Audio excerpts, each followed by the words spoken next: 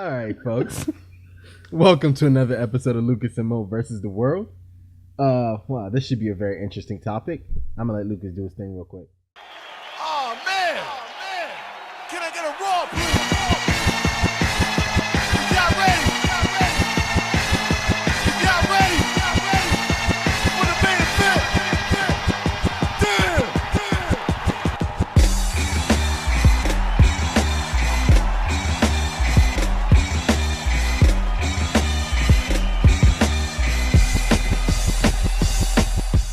Welcome back, Knuckleheads, to Lucas&Moe versus the World. As you all may not know, I'm out here negotiating my bag. Earth 2 ain't doing it, so shout out to JVS, Three Black Geeks, Big Gold Belt. Hey, even Jarrell Alexander. Hey, homie, if you need a co-star, the bag proper, you can pull me away from Earth 2. Nah, But you locked in, my dude. for this show, me and Mo got hit y'all with another Who's Done It Better. Today's is with Al Pacino and Robert De Niro. That will be extremely dope. We're doing first looks of Suicide Squad Hell to Pay and Wasp and Ant-Man photos revealed. And first, we're going to talk about Leonardo DiCaprio cast in the new Quentin Tarantino Manson film. So, Mo, one of our earlier shows, we talked about this and about Sony giving Quentin Tarantino $100 million for this film. Yes, I remember talking about that. Does it I definitely remember. What do you think that. now about that $100 million, Bruh, that they gave him with this casting? I think it's gonna pay off, but I also think Leo is probably gonna do this cheap for what's his face, because I mean, also with Leo being cast in this, I'm hearing rumors of Margot being cast in the lead female role. So it was talks about that before Leo. It was talks about Margot being cast as the lead in this one. Yo, this is breaking down to be. I understand $100 million now. mm-hmm. But I don't think the $100 million is going to go into the casting though. But when you're spending that, when you have those big stars in it, you can understand why the production value goes up. Oh yeah. I feel you. On the production value side. That's what I mean. He's gonna dump $100 million into them two, but when you have that type of a cast, you got to spend money. The production value has to be extremely high. Definitely high. But you want to talk about word around what Leo's character is going to be doing or who he's going to be playing? What I've seen some things, I've read some things, and I've heard some things. Have you heard anything? At first, I was hoping he would play Charles Manson. Clearly, that's not happening. He's supposed to play, I think, a drugged out actor. Yeah, aging Western. He's supposed to be, yes. Mm-hmm. TV actor who had a show on TV and around the time. And also, Margot Robbie actually has been cast as Shannon. Damn it! This is exactly why you're not. I know anywhere. No bullshit. I can't be asking for the bag and I can't say words right. Yeah. I'm gonna have to get that shit together. But Cheryl Tate, I said it right the first time. Cheryl Tate. That's who Margot Robbie is playing, which is all Oscar bait. If anybody knows Charles Manson's story and the story of Cheryl Tate, you understand why I'm saying that is Oscar bait for Margot Robbie. Super Oscar bait. So at this point, right now, I like you. You go this big. Who the hell are they looking at for Charles Manson? That's what I'm interested in right now, man. Didn't you drop some names on the last show? You dropped Brad Pitt. At one point, Brad Pitt and Tom Cruise were circling the project as something both of them wanted to do. Now, if you go out your way and you get Margot Robbie, Leonardo DiCaprio, and you cast Tom Cruise and Brad Pitt, dude, you might as well write a blank check now for this film. Right, that'd be crazy. It's gonna make all its money back. I still believe that Tom Cruise would be an amazing Charles Manson show. So I'm really interested to see if those rumors of those two being cast still comes out. Because one will have to play the cop, I'm assuming, that chases down Charles Manson. The other one would be Charles Manson. Leo has already been cast as the aging Western actor, and then Margot Robbie is Cheryl Tate. This could be really dope. Right.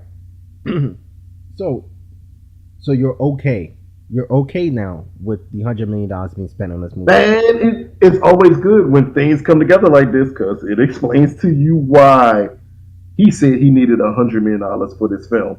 Because again, before then, you was like, why would you give Quentin Tarantino $100 million? Most of his films are around what $40 to $50 million. They're not that expensive. Why are you doubling up for a Quentin Tarantino film? True. Because they don't necessarily make big. Besides Django, they don't tend to make the return necessary for $100 million budget. But with this cast, dude, this could be his Departed.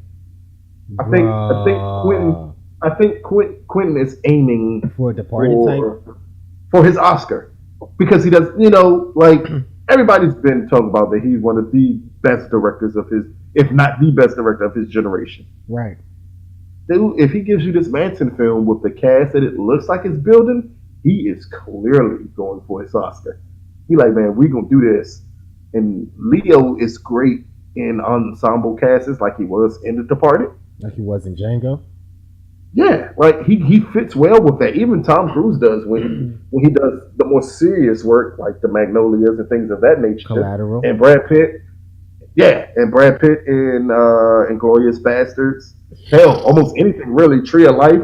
Like he's getting big name people who are really good in ensemble roles. Yeah. So man, if this cast comes together this way, this could be one of the biggest serious drama picks in the last 30 years. I'm ready for it. I am ready for it. So, I'll let you take that one. Now we're going to get into our first looks. We haven't done a first looks in a minute, have we? It's been a while. Yeah, I feel like it's been longer than it should have been. Yeah, way too long for a first looks. Anyway, this first looks is Suicide Squad, Hell to Pay, the new animated movie from the DCAU, and the Ant-Man and Wasp photos that got released. First, we're going to talk about the Suicide Squad Hell to Pay. You've seen the trailers, right? Have you seen the trailer? Their shot is black. White again. I'm not happy. Okay, that's all I took away from the trailer. It's like, it looked okay, and then their shot was white again. And I was like, you know what? No. And like Amanda's kind of skinny. Amanda Waller's not skinny, man. Hey, man. Look, Viola Davis. I guess. But if you're going to do Viola Davis, Amanda Waller, why don't you do Will Smith Deadshot? Because he was doing Bright. They couldn't get him to do the voice work, so they hired Christian Slater. They couldn't get him. No. Yeah, because that's all he's good at. He's not good at much of anything else. But, or you're going to get Will Smith from Shark Tales all over again. Oh, my God. That movie was so trash. Yeah, okay, but no. But the trailer looked interesting. Yes, I'll say that. One of DC's animation best looking trailers. No, it's not. For some reason. Yeah, and I'm like, oh, man, look, it doesn't look exciting. Like, it put me in the same mindset as the Teen Titans Judas Contract trailer when I saw it. That was a good movie. The movie was good. Yes. The movie was good, but the trailer wasn't that good. And it lowered expectations. And after Gotham by Gaslight, they got to come hard because that movie was so trash. And this Suicide Squad movie has to be good. You know what I thought about when I was watching this trailer is it opened like the Suicide Squad movie. Yes. With the raining of bullets. That's not a good thing. It's not. With the raining of bullets and the character names. I was like, are you trying to be the Suicide Squad movie right now? That movie wasn't great. Don't copy that movie. But the movie made almost $800 million. Hey, look, man. If lightning strikes twice with Suicide Squad, man, I will never doubt Warner Brothers again. Period. Well, the cartoon is a way to help people forget how bad the movie was. So let's hope. So are we hoping that this cartoon movie is going to be okay? I'm hoping it is good. Like Judas Contract, like how Judas Contract wasn't great in the trailers, but like the movie was just amazing. It was awesome. Somewhere in that area. As long as it's not Gotham by Gaslight, man. I really hated Gotham by Gaslight. That movie was so bad. That movie ass. Joe. But as long as it's good, you get away with a meh trailer as long as the Do film's you know good. what I'm So, actually kind of impressed about though? Is the fact that they didn't need Batman to sell me this movie. yes, and that's very rare for Warner Brothers because Batman sells everything. Yes. Like I think they feel because even in the Suicide Squad movie, they had Batman in there twice. In this Yep. one, he's not in there. The Joker's not in there. So they're trying to sell you this movie based on the squad itself, which is actually And kind that of can exciting. work. For the cartoon portions of it, it can work. You can sell it that way. And Yeah. again, this movie hits and it is good.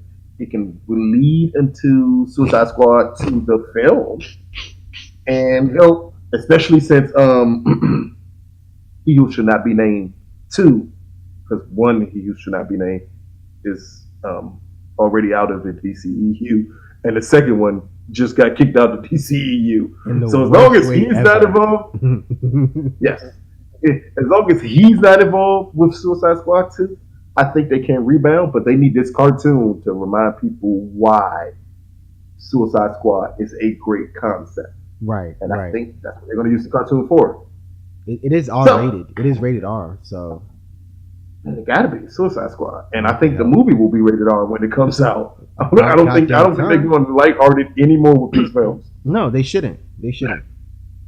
Speaking of lighthearted, Mo, Oh my god. talk about the first look, and this is first costume reveals really for Ant-Man and Wasp. I'm pretty sure you saw the pictures, Mo. What did you think? Is that it? Like I was like, so this is it. Like this is what you're like. This is, Ant-Man ended. Fine, whatever. Ant-Man and Wasp. I'm like, okay, because they teased the yellow suit in Ant-Man and Wasp, but I'm like, oh, that looks really dope.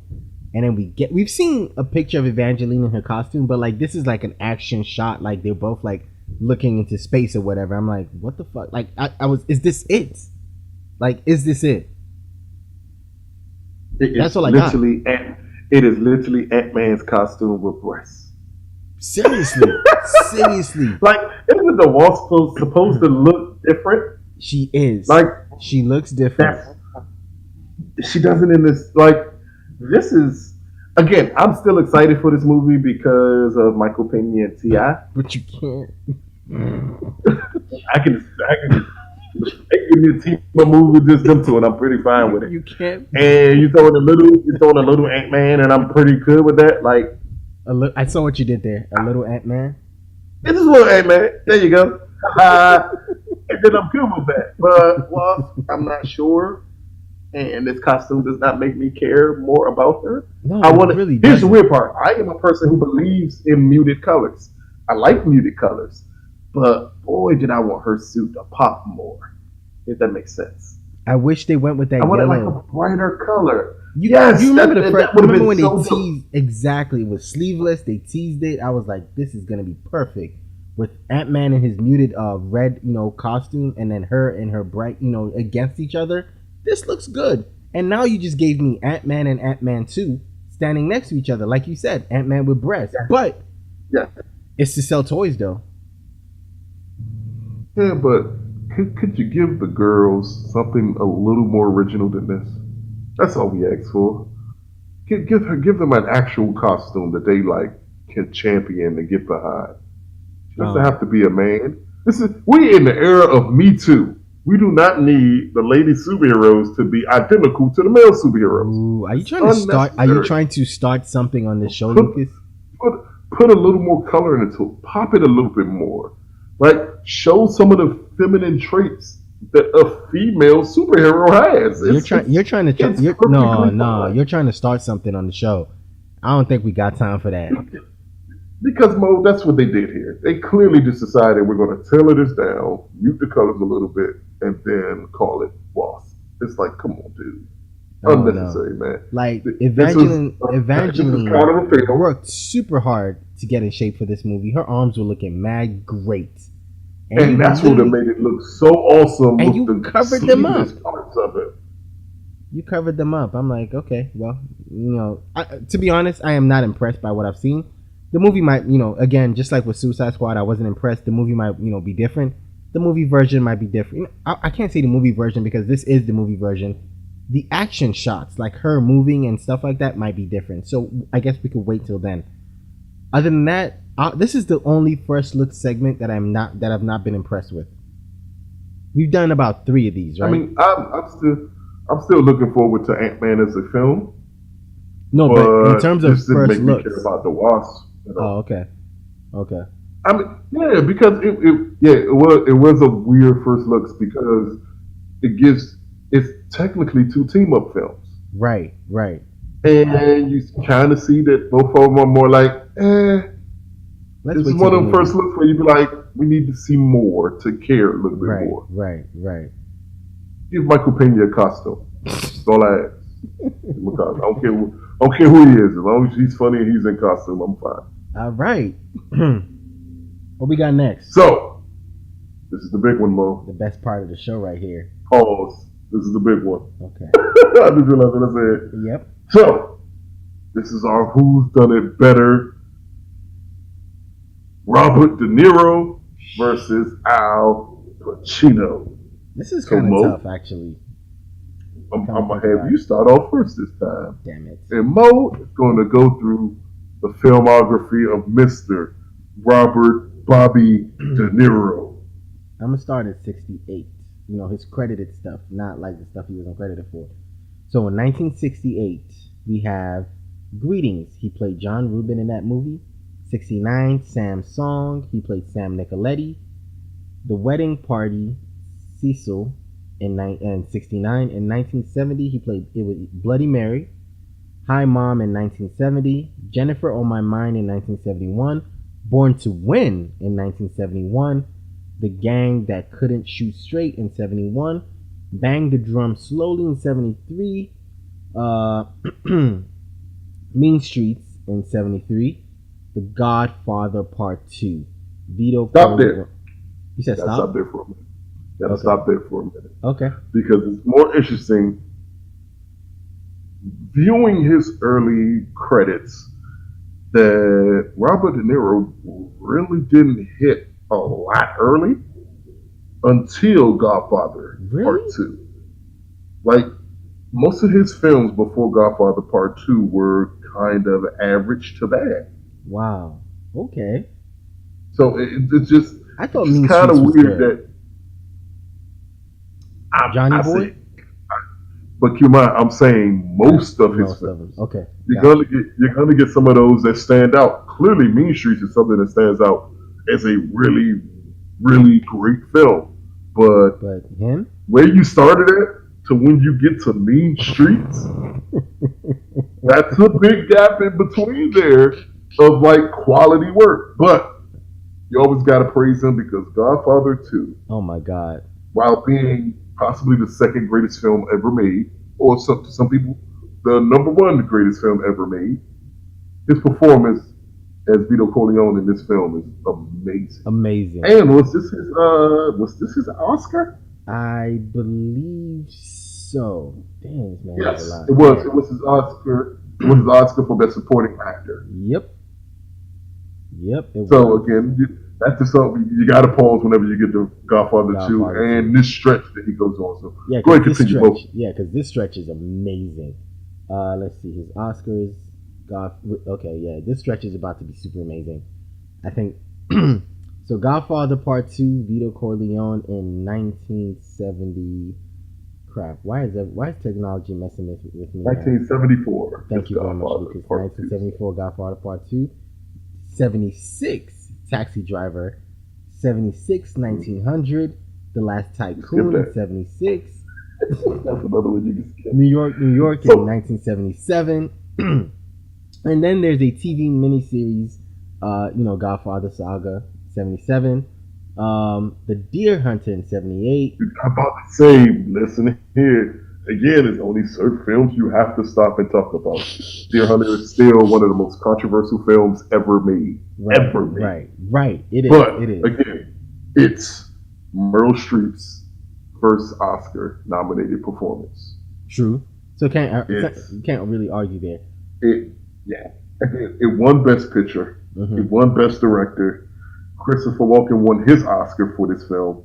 Man, Like this this was a movie. great film. I recently watched this again. Deer Hunter is fucking amazing. All I right. mean, Robert De Niro was really good in it. Again, he was kind of outacted a little bit, but it wasn't up to him. It was because of the way the script was written more than it was him. But also, like, did you hear the names you called in this?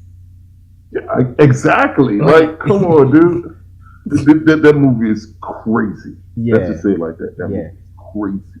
All right. So after Lucas just busts a nut to the Deer Hunter, we have Raging Bull in 1980, True Confessions Look here. in 81. Look here. We about to stop again. You will fucking not skip Raging Bull.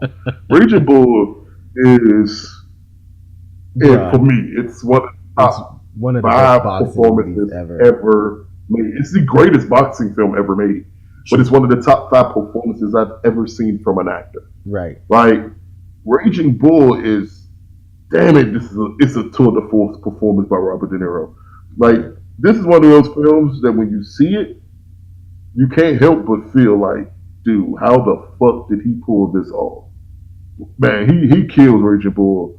Like, Raging Bull should have won a lot of awards, and it didn't, but it is what it is. Ordinary People didn't he came out win, the though? same year He as did this. win. He did. He won. You're talking about Robert. I'm talking about the film Oh, in the film general itself. should have Okay, won. okay. Film in general should have won so many more. I don't believe he did, Mo. No, he did for Raging Bull. That was his acting. He won the Golden Globe for Raging Bull. Wait, am I confused? I don't believe he won the Oscar for Raging Bull. Hold on, let me not be confused before I open my mouth. Nah. Best actor in a leading role, 1981 Oscars. He won it. Oh, Come for okay. me. I wasn't sure about this. I Yeah. knew he won the Golden Globe. I couldn't remember if he won. Oh, so he did he take the Globe that year? Yeah, he won the Golden Yeah, he Globe won the that Globe year that for the year. role. Oh, he won. Raging Bull, he just kept. He got nominated for everything for Raging Bull. But that's what I mean. As a film, I would have expected it to win more. I'm always surprised that Raging Bull didn't win more. But again, Ordinary People came out the exact same year that Raging Bull came out, True. so it kind of makes sense why it didn't win more awards. But as we look at it now, I don't think it's many people who don't think that Raging Bull was the better film. Oh, okay, that's interesting. That's very interesting. So Yeah, can I man, keep? so- Can I keep? Oh, Can I wait. go? Oh, Can I keep yeah. going now? Keep on going. Thank you very much. You I had to stopped give you a little bit of knowledge first. Stop me twice. I don't think I'm stopping you again, so keep on. You let it go down. True Confessions, 1981, The King of Comedy, 82, Once Upon a Time in America, 84, Falling in Love, 84, Brazil, 85, The Mission, 86, and Angel Heart, 87, The Untouchables, 87. Very underrated. I thought you said you Two very were underrated stopping. films back to back. I can't help it. Look here, I know lots of films.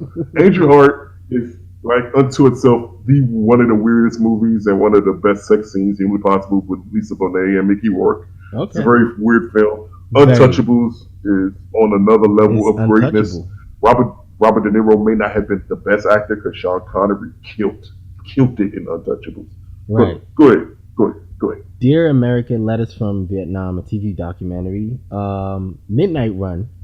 Great movie. 88. Sorry. Didn't that movie just get I'ma keep on. remade? With Lee? Oh, You thinking about Orient Express? You can't be No, thinking no, no, Midnight no. Run. I don't. No. I'm probably confused. Maybe I'm confusing it with something. Jackknife, We're No Angels, 89. Stanley and Iris, Goodfellas, Awakening, Come on, son. 1990. How the fuck is it? Mo, I'm gonna keep on interrupting you here. I don't know why you trying to talk I about me. I'm figured. gonna keep on interrupting you. I figured. I'm gonna keep like Goodfellas is one of those films. Again, people be like, how the fuck did it not win more awards? Like, I know Joe Pesci won Yeah. for Best Supporting Actor for it, but like, man, Goodfellas, it's just one of those fucking. When Joe Pesci beats the shit out of that guy with the telephone, Bruh. you got like, dude, Bruh. Goodfellas, damn it. Ah. Go ahead, Mo, keep on going. I'm gonna Guilty, interrupt you right again, though. guilty by Interrupt you right Suspicion, back again. Backdraft, Cape Fear, 1991. Mistress, Night in the Fear. City. Oh, You fuck will it. not skip over Cape Fear, Mo. You fucking not skip over Cape Fear, damn it. Look here. I knew Look it was here, coming again. too. Robert De Niro and Martin Scorsese, when they hook up, Bruh, it's normally great. it's great. And Cape Fear is on another level of creepy good. Like, my goodness. I remember I was young when I saw Cape Fear. And I remember how much it traumatized me as a young man. Watching Cape Fear. This is a great film, which, interesting fact, was originally developed for Steven Spielberg to do. So, yeah, that's a nice, interesting fact about Cape Fear. But keep on going, Mo. I don't think I got to interrupt you again. I may have to. Yeah, I think you will coming soon. Anyways, Mistress, Night in the City, 92. Mad Dog and Glory, The Boy's Life, A Bronx Tale, 93. Bronx Tale! God damn it! Told you. You tried to skip over Bronx Tale. I wasn't. Look here. This again. Again, this is another great film, and this was his directorial debut. Right. The Bronx Tale. Right. Like, growing up as a kid, this was like the quintessential New York movie for me. Was A Bronx Tale. Everything about this movie is fucking awesome, and the movie, in all honesty, it may not be the best to a lot of people. I've never understood why, but I know lots of people who did not love it. I fucking love A Bronx Tale. To this day, I am highly confused on, again, why it doesn't get more attention. Because it should. It's a great, especially for a directorial debut, fucking awesome. Go ahead, Mo. Okay, so Bronx Tale. You know you have to stop at Casino. I know. So can we just like skip everything till then? Because, bruh. Mary Shirley's Frankenstein, 94. 101 Nights, 95. Casino. There we go. You got nothing to say? I'm not going to say nothing. I'm just going to let you know. Again, Sharon Stone, fucking awesome. Martin Scorsese, Robert De Niro. You can't say much about it. It's this next movie. That's the big hitter, though. Oh, come on. 95. 95.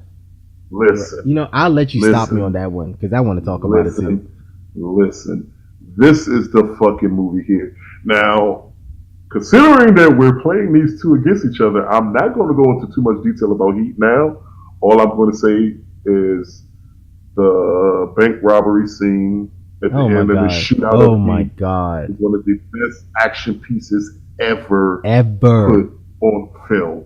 Ever put on film. And, again, for you young folks that don't know, Heat is the reason that you have The Dark Knight. Because a lot of what Michael Mann did in Heat, Christopher Nolan took in The Dark Knight. Yes. The way it got that whole beginning scene was of The Dark Knight is all Heat. It's all so Heat. Like, again, that's a movie, like, if you haven't seen Heat, man, go out and get that movie somehow, some way. Go ahead, Mo. All right. The Fan, 96. Sleepers. Marvin's Room, 96. Copland. Jackie Brown. Wag the Dog, 97. Great Expectations. Ronin, 98. One of the most underrated action movies ever made is Ronin. Ronin is great, and Ronin is great on so many different levels. That movie, like that's one of like the movies I can watch at any given time. I can watch Ronin. That's an awesome movie. Go ahead, Mo. Analyze This. Flawless, 99. The Adventures of Rocky and Bullwinkle. Men of Honor. Meet the Parents. 15 Minutes. The Score, 2001. Showtime. Great movie too. Yes. The Score is a great movie. Yes. Him and Edward Norton for that movie. Yeah. Okay. Showtime, City by the Sea. Analyze That. 2002. Godsend, Shark Tale. Did we talk about Shark Tale in this movie? In this? Yeah, we did. Okay. Nah, it was this one about Suicide Squad with Will Smith. Yeah. Jesus. Shark Tale, Meet the Fockers, 2004. The Bridge of San Luis Rey, 2004. Hide and Seek. Club Oscar, 2005. Extras, TV series. Arthur and the Invisibles. The Good Shepherd, 2006. Stardust. Wow, he could just cancel that. What Just Happened? Righteous Kill, 2008. You got to go with Righteous Kill because that's the second film with him and Pacino. Like, they crossed so It's many Righteous times. Kill. I don't know why we put them against each other. Anyways, It's a reason why. It's a reason why. I know Mo. you did this. I know you did it on purpose. Everybody's Fine, 2009. Machete, 2010. Great film. Yes, Well, Everybody's Fine. Not great film. Great.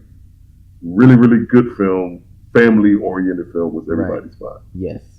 Machete, Stone, Little Fockers, 2010. The Age of Love, Limitless, 2011. Gag Reel. Killer Elite, 2011. New Year's Eve, 2011. Red Lights, 2012. Bing Flynn. Freelancers, Silver Linings Playbook, 2012. Great film. Yes. Another great film. Yes. Silver Linings Playbook. The Big Wedding, Killing Season, 2013. The Family, 2013. Last Vegas, 2013. American Hustle, 2013. Grudge Match, 2013. Oh, that movie was stupid. It was so dumb. The Intern was pretty dope, though. Yes, the intern coming up is pretty good. The Bagman and then the Intern. Yep, we're about done. Judy, the Heist, the Pope. Hands of Stone, which I really liked. No. Dirty Grandpa, which is dumb. The Comedian, Wizard of Lies, Phoned In, and then we got some more. And they're gonna cross again. They're gonna cross again in 2018. With The Irishman. Yes. Which is, yeah, we'll see. I don't know how I feel about Your turn, that. Lucas. Your turn. Now we're getting to Mr. Hoo-Ha! Mr. Pacino. So, trying to think, because I'm not going to pull like Moe, because Moe actually brings up every damn thing humanly possible that they've ever done.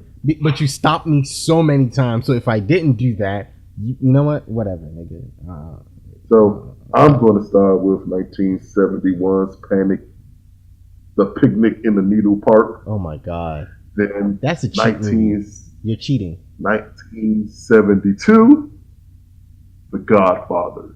You see, you ain't got to say nothing else. Like, all right, let's just keep it going. Keep it going. Keep it going. 1973, Scarecrow, and again, I'm not good with names, so Serpico, which is another fucking great film. And this is the one that that De Niro don't have, I believe. Right. It was 1974 is Godfather 2.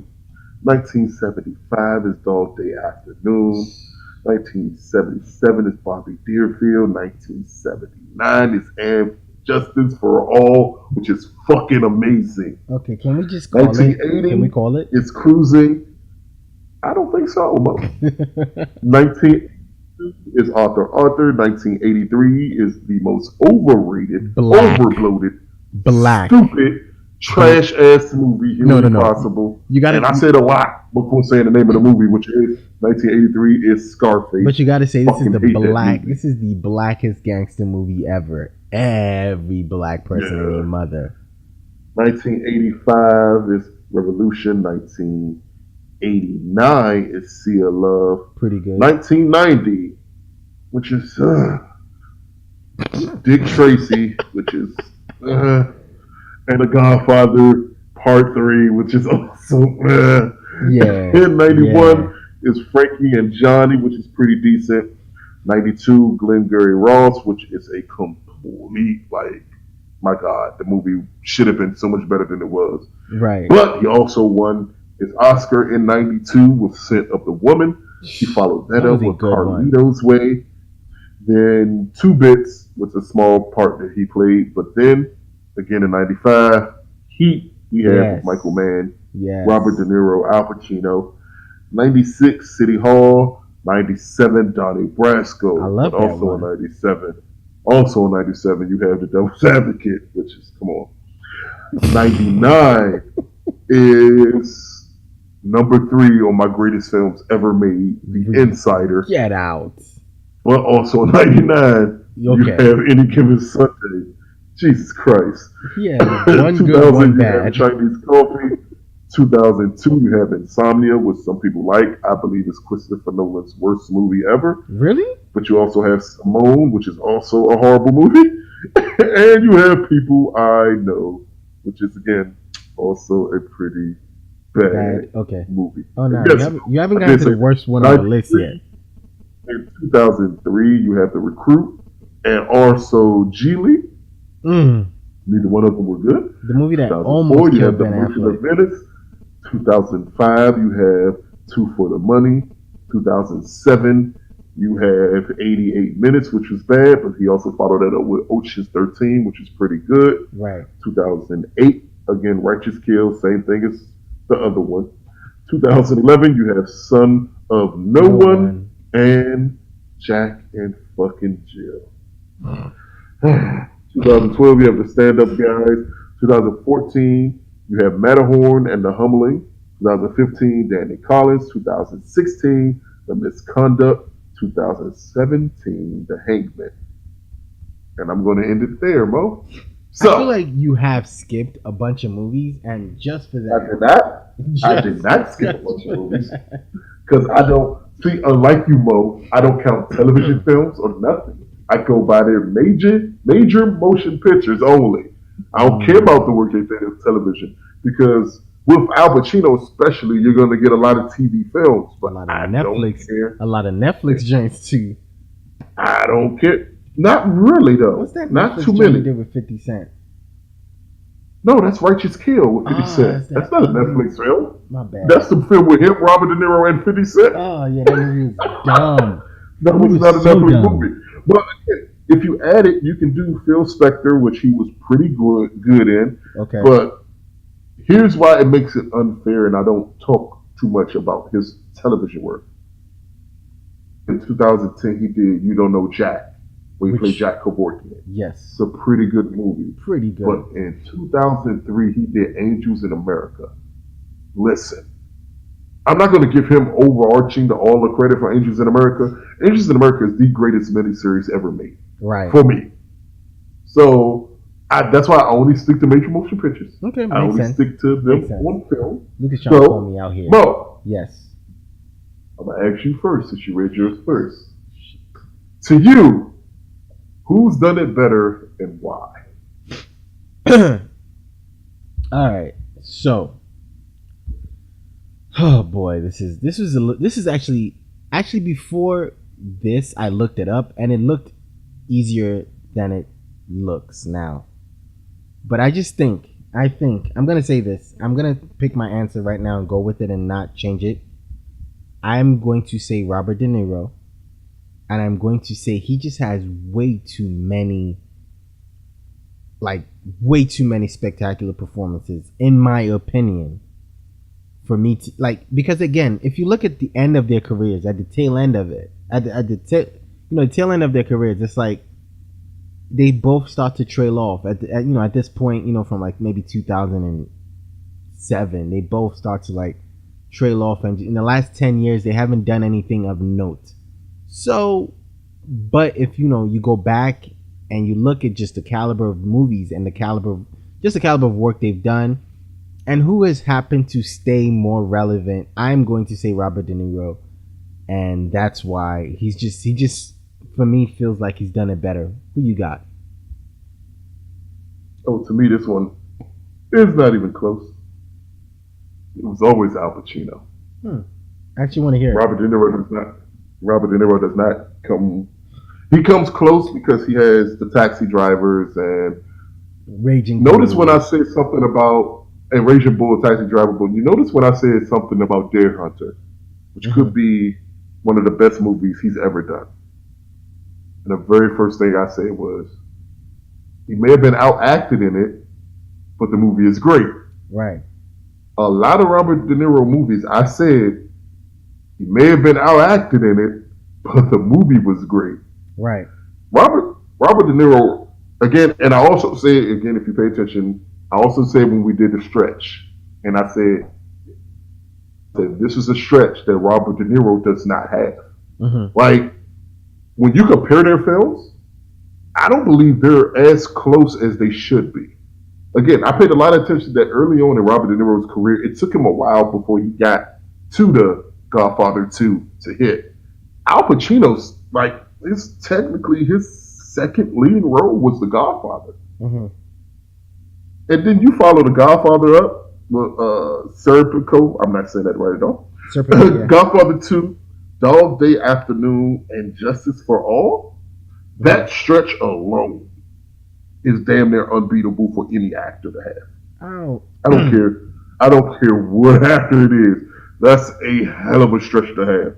And as much as I hate The Godfather, I'm sorry. As much as I hate Scarface, would you put that? Would you put that? No. Would you put that up against Goodfellas? Could we not say that Scarface? Could we not say that Scarface is more beloved than Goodfellas? I would say no. Say it is. I can argue that one with you because I think again, reason why I feel like Scarface just really glorified everything, and there's that one line where everyone says with everything, say hello. Oh, God. I mean, again, I hate it, but here's the thing, and I'm saying people in general Scarface is way more beloved than Goodfellas. But I got you beat here. But that's because people don't know that Scarface is not a good movie. I don't believe that Goodfellas is as beloved as Carlito's Way. I don't even think they're in the same ballpark. And I love Goodfellas. But Carlito's Way is like on another damn level. So you're saying right now Carlito's Way is better than Scarface. I mean, sorry, that Scarface. I'm sorry, that not Scarface. Carlito's Way is better than Goodfellas. Goodfellas, yes. Nah. Because The Bronx Tale is better than Goodfellas, in all honesty. Again, it's something that you got to really look at their roles, and this is always going to be the key part for me. When you see both of them two in Heat, the first movie they did together, right? Al Pacino kind of acts circles around Robert De Niro in that film. And that's why I said, that's why I didn't want to talk about Heat there, because when you talk about Heat, and Michael Mann did it brilliantly, they are only in one scene together for about 2 minutes. That's it. Other than that, it's two separate performances. And I dare anyone to test me on this. Robert De Niro has the third best performance in Heat. He's behind Al Pacino. He's behind Val Kilmer. Then it's Robert De Niro. And that will always be the edge to me, because Robert has some great roles, but like Taxi Driver, Dog Day Afternoon. Like, I can always get something even out. As great as Raging Bull is, do you think he was better in Raging Bull than Al Pacino was in The Godfather 1? No. I don't know, man. Like, you gotta keep it, especially the point that he was in The Godfather 1 is normally enough to catapult him over anybody else. For his second film, he outacted two legends for his second film. Like, Al Pacino's films are so high. And then, as you said before, both of them tell off at the end of their career. As we got more recent memory. Yeah. But you do know in recent memory, like that, Al Pacino actually has, I think, a Golden Globe and a Screen Actors Guild nomination for a film, right? Hold on, let me see. Golden Globe. Well, I breezed through it for a reason. I breezed through it for a reason because it was very interesting. You're talking about Danny Collins? Dan Fogelman. Yes, because Dan Fogelman, the guy behind This Is Us, his directorial debut was Danny Collins, and that's the film that Phil Spector, Al Pacino also got his Golden Globe nomination and everything else for it. It's a great performance. And again, what did I tell you? I left out his television work, even though they were movies, and those were works like we did the Bernie Madoff film with the Wizard of Wall Street, the joke, the joke he did for HBO. None of them compared to the roles you've seen Al Pacino do for HBO. True. Like, in all honesty, Al Pacino has used HBO to prove that, hey, by the way, I can actually still act. Robert De Niro became a caricature of himself later in his career. He took roles that Al Pacino would never take. Like when you go through his shit, you see roles and you be like, "What the hell was he thinking? Am I losing my mind here?" I don't know. I'm not gonna change I'm not gonna change what I have though. Hey, You're bringing up. You're bringing up really good points. You ain't gotta change. You ain't gotta change what you said, but all I'm gonna say, biography from 2000 until now, because in all honesty, early on, you get some great performances from Robert De Niro, but you get some films that were great that Robert De Niro was in that he was outacted in.